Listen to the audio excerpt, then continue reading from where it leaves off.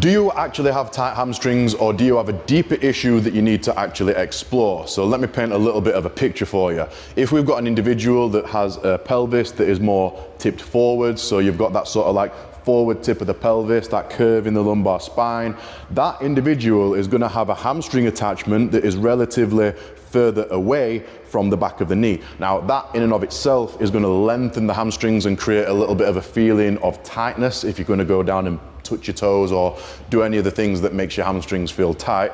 Now, if you were to just go ahead and stretch those hamstrings, all you're essentially going to be doing is just increasing the tolerance for that hamstring to stretch. You're not actually going to be addressing the pelvis issue.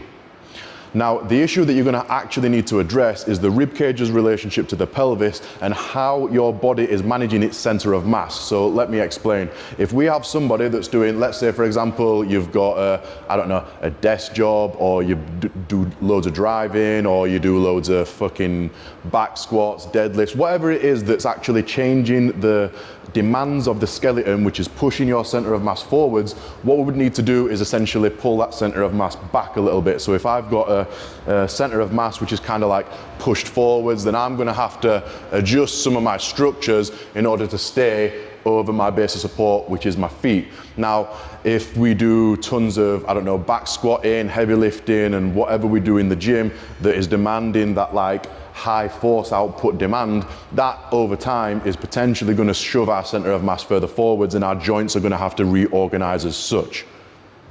So what would the solution be? Well, it wouldn't just be addressing one of the problems, which is going to be the symptomatic tight hamstrings. What we would need to address is the center of mass and get our body and the joints basically experiencing ranges which would be experienced when we position our center of mass further back. Now, if we do loads of back squatting, we could switch that for front squatting. If we do loads of Bulgarian split squats, we could switch that for front foot elevated split squats. We could change our programming and then add a little bit of a condiment of mobility work in the right areas to address this issue and pull that space back where we've lost it in certain areas of the joint. But the number one takeaway from this video that I want you to get is that it is not just a muscle issue.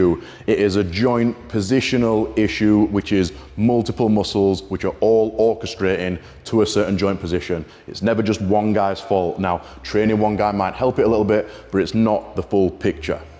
And if you need help with your programming in order to achieve this, then drop me a message.